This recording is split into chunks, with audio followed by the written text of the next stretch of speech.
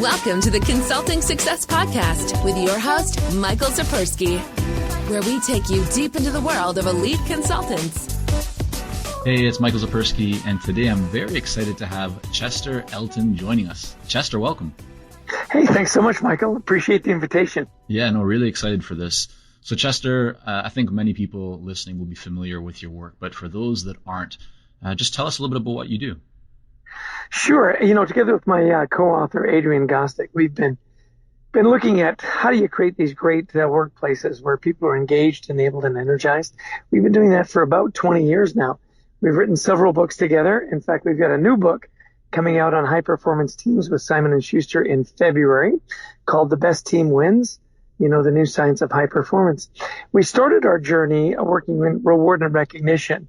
We wrote a book together called The Carrot Principle, based on a really simple premise. When you see people doing something great, when that's rewarded and recognized, really good things happen. And we followed that up with a book called All In about culture, because we found that if you didn't get the culture right, the recognition didn't matter. And then a recent book that we wrote about a year and a half ago called What Motivates Me? Put Your Passions to Work. We actually included an online assessment to identify people's passions. So actually, it's kind of interesting. If you get the culture right, you get the right people in the right jobs doing what they're passionate about. Put together those high performance teams, and when they perform, you recognize them. It's kind of come full circle for us. So in a nutshell, that's what we've been doing for the last 20 years. Right. How about you? Yeah. No, we're going to make this all about you, Chester. So you weren't always writing books, right? Let's kind of go back to the early days before you were, recognized as an expert in leadership and culture and teams and so forth. Just what was your first job? Great question. My first job, actually, I got in college. I worked at the Daily Universe newspaper at Brigham Young University, where I met my lovely wife. And we've been happily married now for 34 years. Beautiful. So I was always in advertising previous to this. I sold space in newspapers, and then I got a job in New York where I sold airtime for Blair Television, worked at a local TV station up in Hartford, came back to New York and sold unwired networks. And then for 19 years, I sold recognition programs. And that's what got me into the whole idea of, how important it was for people at work to feel valued and recognized. I actually sold recognition programs like, long service and sales programs and performance programs. So from sales to then, consulting, training, and writing. So it's been a lot of fun. And how did you get there? I mean, so, you start off kind of writing and then into advertising. What was the transition, or how did you actually end up then getting into recognition programs and becoming so passionate about culture and people? Like, when did that actually happen? Yeah, well, I grew up in sales. Even in college, I sold books door to door to pay for my tuition and room and board and all that, which was a great sales experience. If you've never sold something door to door, believe me, it's the best of times, it's the worst of times. But you learn, diligence, and you learn perseverance there. So growing up in sales, I was always looking for an advantage. And as we were selling these recognition programs and whatnot, I literally called our CEO, great guy at the time named Kent Murdoch. And I said, Kent, if we became the thought leaders in our industry, people would call us. We wouldn't have to call them. It was all about sales, right? I was looking for qualified sales leads. And I said, thought leaders publish.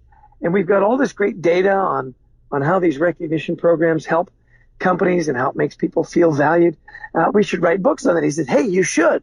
And I said, Kent, you give me crushing sales quotas every year. When I said we, I meant you should write the book. Yeah. And he said, and it was great. He said, you're a smart guy. Figure it out. I think the book is a great idea. So for about a year, I played with ideas and was collecting stories. And he called me back. And I think this is a great leader. He called me back and he says, you know what? I hired a great writer. His name is Adrian Gostick. If you two guys get together, I'll bet you could write a great book. And that's where it started. We wrote a book called Managing with Carrots. And that was basically a compilation of our best customers' best practices. And now with The Best Team Wins in February, it'll be our 11th book. We've sold over 1.5 million copies, and our books are translated in over 30 languages. So funny how, good things happen when you work hard and you look for opportunity. Yeah, no, I mean, that's very cool. I think a lot of people recognize the value of and the impact that writing a book can have for their business. Many seem daunted, though, by the task at hand. I mean, I've written several books, so I know what it's all about. But for you, kind of in those early days, what allowed you to embrace the idea of writing a book? And, did you know that it was going to be a lot of work, and you were okay with that? Or did you have any trepidation? Just what was going on in your mind around writing the book? Well, it's one of those classic cases where you don't know what you don't know.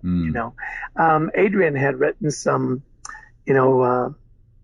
fiction books, some teenage books and stuff, which were great, mostly about hockey, by the way. He grew up in Canada, as did I, so he was passionate about that. So Adrian knew sort of the mechanics of writing a book, which was really key. And I had a lot of the relationships and the experience. So it was a great marriage. I was the yin to his yang. And it was interesting, as we got into business books, I've always kept a journal. And I think that was always very helpful. You write down sort of the things you learn and the experiences you've had and so on.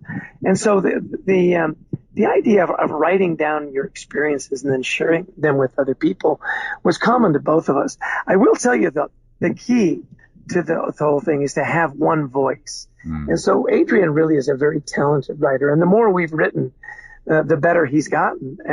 And you surround yourself with good people. You find a good editor. You find, people that have written before. We've actually taken great pleasure in the fact that we've helped, 5 or 6 other authors get published, introducing them to good publishers, introducing them to good editors, people that will give you a good outline and ask you the key questions. Why are you writing the book? Who's your audience? Why should they listen to you? And so on and so on. And as you start going through that journey, it really refines your message and your purpose. And, it really, as a consultant as well, I think, that idea of writing, and whether it's even just a blog or a short white paper or experiences, it helps to galvanize your philosophy of not just what you do and how you do it, but why you do it. And why other people should listen to you and adopt your methodology. Does that make sense? Definitely. It very much does. So now let's kind of fast forward. You decide to write this book. At what stage did you make the decision to go out on, your own per se, and act as an expert, a speaker, a consultant? When did that happen? Well, another, really insightful question. Adrian and I worked at a larger company, and so we sort of had day jobs, and this was our assignment. Kent had said, look, I want you to go out and make a bunch of noise. I want you to, look at the data, go where the data takes you, and take us along with you. So it was great. We had that wonderful safety net, actually, that we knew we had a regular paycheck. And as far as the speaking and whatnot goes, that all just kind of evolved. When we wrote our first book, we sent it to clients. We went to SHRM conferences. That was kind of our audience, was the human resource professional. And it was really interesting. They said, we love the book. Of course, you speak on the book, right? And we went, yeah, sure.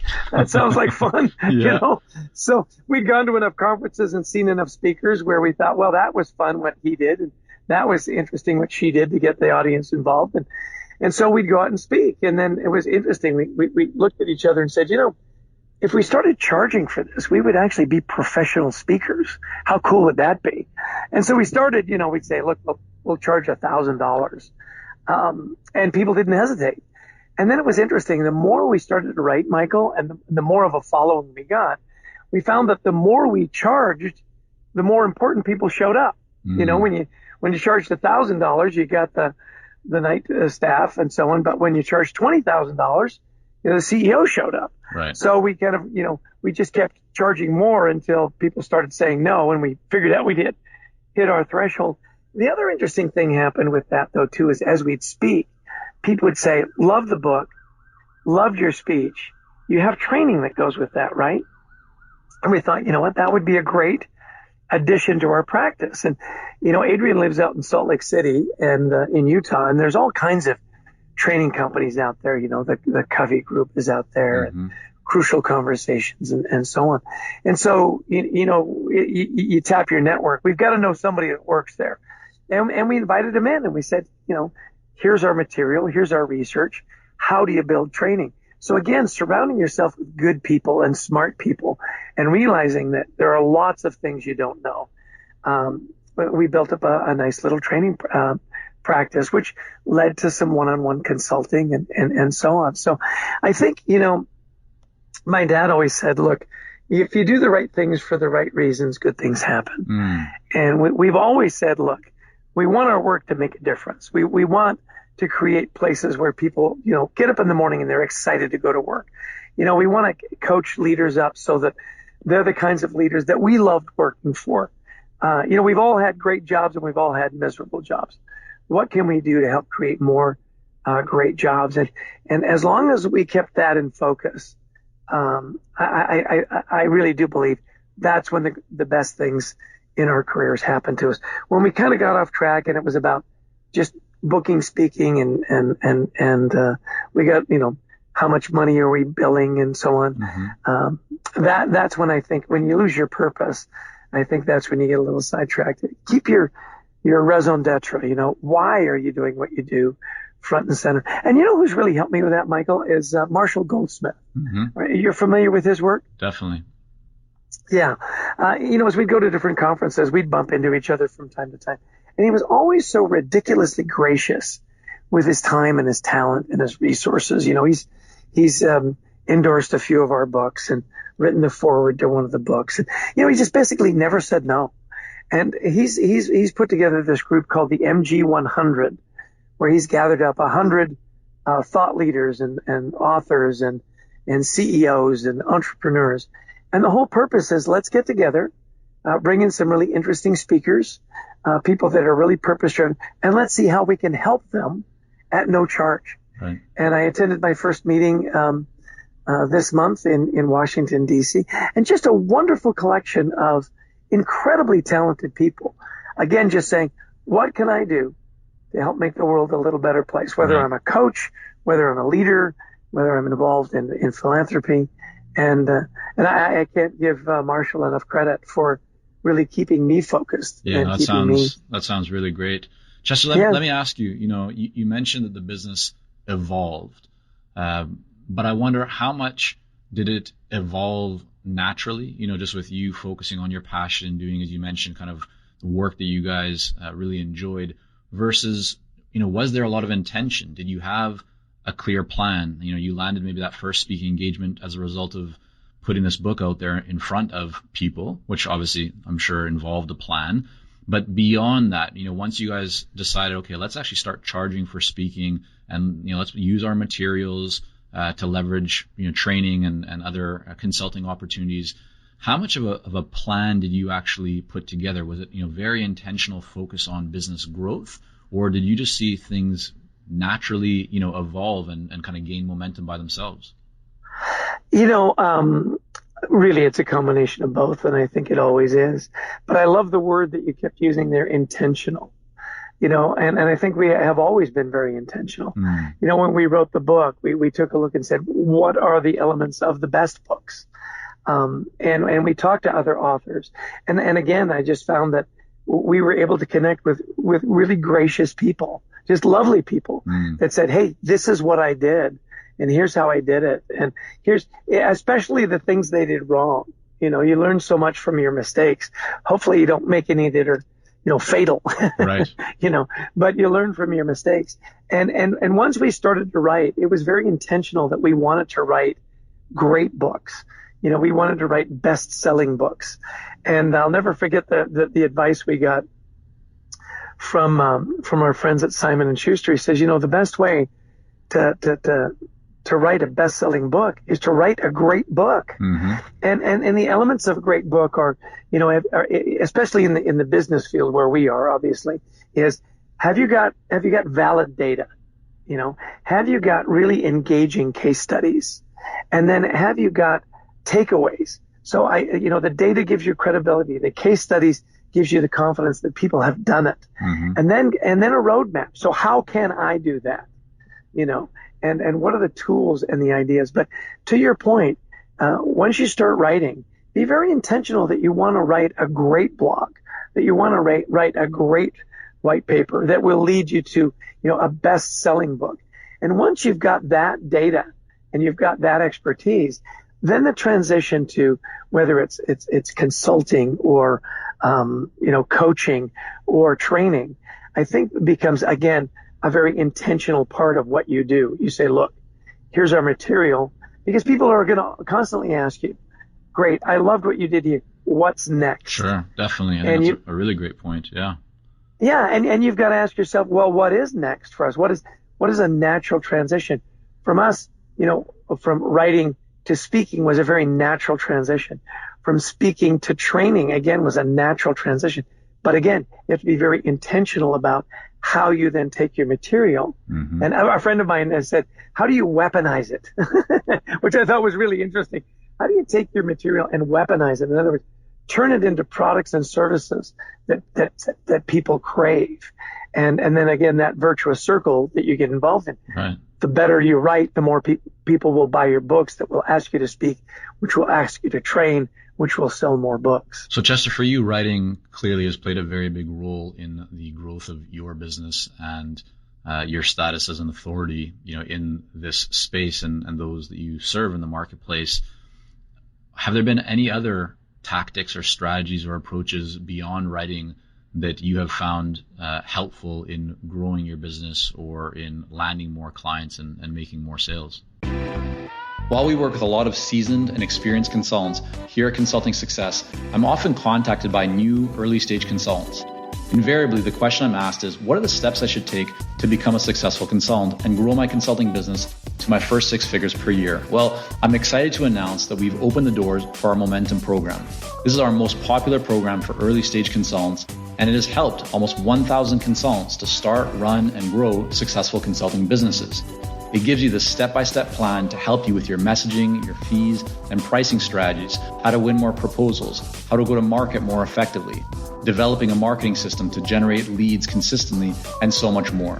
And right now, until September the 19th, you can sign up for Momentum and get 50% off the regular price by going to consultingsuccess.com/audio. That's consultingsuccess.com/audio, AUDIO. Only 100 spots are available to join Momentum and get 50% off. This deal is only available until September the 19th or until all 100 spots are gone. We won't be opening up new spots in this program for several months, so don't wait. Go to consultingsuccess.com/audio. That's consultingsuccess.com/audio, AUDIO.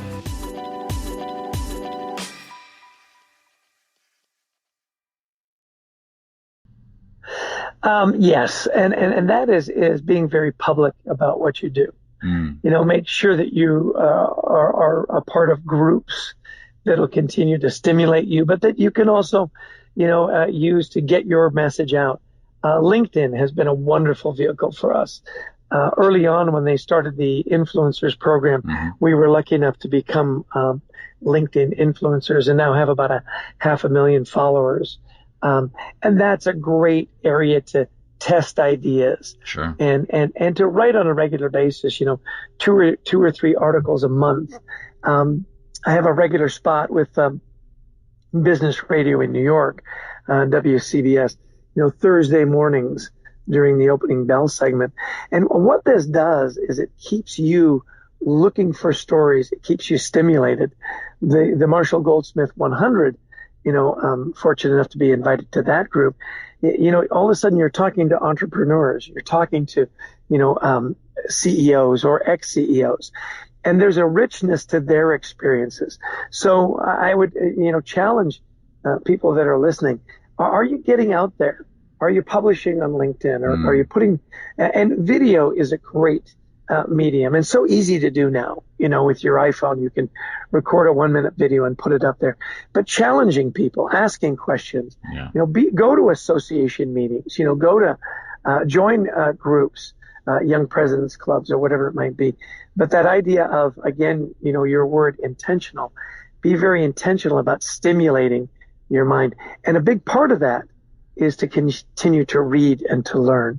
Definitely. Yeah, I think that's so well said. I mean, just the importance of consistently getting out there, right, into the marketplace and even for yourself, I think it's something, a lot of people struggle as they're building their businesses. They feel very stretched for time. But even, when you're busy delivering on client projects or whatever it might be, the importance of still working on your own marketing and building your authority and building yourself is so, so important. Chester, you talked about challenges. You said that learning from kind of mistakes, I like to call them learning experiences rather than mistakes, but, we've all had them. In the earlier days when your business was developing, what is one, learning experience that for you was instrumental or eye-opening or just really made a difference? Again, wonderful question. I think what Adrian and I both learned was when you start to build your business and you start to hire people to work for you, we should have been much more diligent on who we hired and why we hired them. We'd get enamored with a particular person or a trainer or a speaker, and because we didn't think we had all that much time, we'd say, well, we need this person right away. Right. And we made some quick hires that were never fatal, but were painful. And it's hard to unwind relationships. I like the idea much more now about trial relationships. You bring people on and you let them train and teach with you or even speak on a trial basis. You pilot them, so to speak. And spend time with them and let your team spend time with them. We had one situation where we hired a really talented trainer, but the cultural fit with the team over time became very toxic. And we tried managing around it and doing all these different things when really we should have just ripped the Band-Aid off and moved on, But that was a really good learning experience, which we continue to learn. Is once you start to build your business, you start to add people, be really, really thorough in those relationships, because it can cost you a lot of time and treasure to unwind that when you make a bad hire. Looking back, as your business grew and got to the point where it became very clear that you needed to add additional resources and people and systems and so forth, how did you? Actually, well, let me rephrase that. How would you suggest that people approach that? I mean, what are some of the best practices in terms of building the team or building the right systems into the business? Anything that stands out for you as a must do? Patience, I think, is a key word there. Interesting. Don't be afraid to be patient. Don't be afraid to grow slowly. Sometimes we think, we've got to get there so quickly, and we've got to, hit certain numbers or certain followers or whatever. I think there's a lot to be said for patience, to take it slowly. Whenever we get to a point now where I feel like we're rushing things, I always say, hey, let's step back here for a minute and let's just take a deep breath. Are we getting too frenetic on this? Are we getting too rushed? Are we trying to do this too quickly? There's a lot to be said for, patiently, working through the data, working through the articles, working through the book. And it's hard because you get excited and you get passionate and you want it to all happen right away. And that's just a caution I throw out there. Really great message and share there. What are you most excited about right now? What are you working on? I mean, what's happening in your business or in the marketplace that you are most excited about? Whenever you have a new book coming out, it's always exciting, as you well know, and people say, what's your favorite book? And say, look, that's like saying, who's your favorite child? We have one, but you never say it. Right? Yeah, sure. And so, the best team wins for us has been a wonderful journey, again, of interviewing these great team leaders, from NBA. We had a great session with the Philadelphia 76ers, who have an amazing sales team that have broken all these records, and yet the team's record is historically bad. In fact, the last 3 seasons, no professional sports team ever has had a worse winning percentage, and yet they're breaking all these records with season ticket holders. How are they doing it? How did they breathe this excellence into an organization that was just known for catastrophic failure? And it comes out in February. And I'd love for our listeners to not only order a copy, but I'd love your feedback. Did the stories help you? And what are some of the elements that you're struggling with in this just incredibly dynamic business world that we're in, where we've got multi-generations, we've got remote employees, and the dynamics of international and language and culture and all those things that happen. How do you onboard people quickly? How do you continue to have that challenge of innovation while keeping the customer, front and center? It's that's been very exciting. Being a part of the Marshall Goldsmith 100 this coming year I think is going to be very exciting. Just again, being with really smart people. My father was my first coach, and he'd always say, Chess, you never want to be the smartest guy in the room. Mm-hmm. And he says, I know you've got my genes and DNA, so that's never going to be a problem for you. And just to really look and see what are really smart people doing. And can you get in the room and spend some time with them is always very exciting for me. Let me ask you, your website is the Carrot Guys. What role does branding play in your business? Yeah, no, it's everything. What is your brand? And we became known as the Carrot Guys. We adopted the carrot metaphor as part of a reward, more carrots, less sticks. And the Carrot Principle is by far our best-selling book. And so orange became our color, and Mm-hmm. carrots became our mascots. And when we wrote the Carrot Principle, actually, the Toronto Globe and Mail dubbed us the Apostles of Appreciation. And so that's my title. So we're the Carrot Guys, but I'm the Apostle of Appreciation. We learned early on from some great marketers that, have a purpose, and that's endearing to people. And certainly creating great places to work is very endearing. Mm-hmm. Everybody wants a great place to work. And then do you have, a symbol? And the carrot has become our symbol. Even when we wrote What Motivates Me, we adopted sort of this DNA carrot. What are your motivators? Then, do you have a mascot? We have, Garrett the Carrot or Norman Fuzzy, we sometimes call him, is our mascot. And then, be the voice, be the representation of that. And we've been lucky that those four things have come into place for us. But, it's funny. I only wear orange socks. It's goofy. But I always wear something orange every day. And we have these little orange wristbands, the little rubber ones Mm-hmm. that says, are you all in? The reminder every day, particularly, when you're building your consulting practice and it's small. And you've got to be in it. You've got to be all in every day. What am I doing? I got some great advice from a friend. He said, enjoy the journey, but always think about what are you doing today to live the dream? Yeah. What are you doing today to connect with, like this webcast today with you.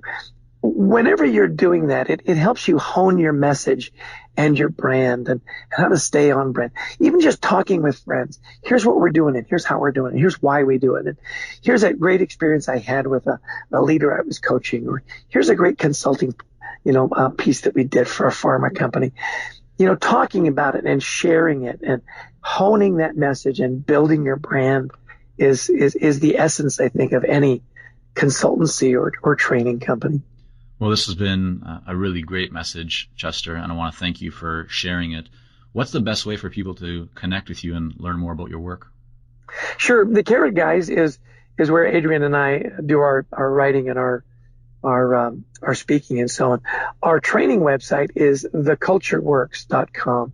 Thecultureworks.com. And we publish a lot of free papers there, and that's where our training company is. Just in closing, though, I always like to end up with, don't get so wrapped up in your business and don't get so wrapped up in your writing and your speaking that you forget what's really important. And that's your friends and family, Gale Sayers, the Hall of Fame running back for the Chicago Bears, wrote a great book called I Am Third. And he wore a little medallion around his neck, and it said, God is first. Family and friends are second. I am third. And I love that message.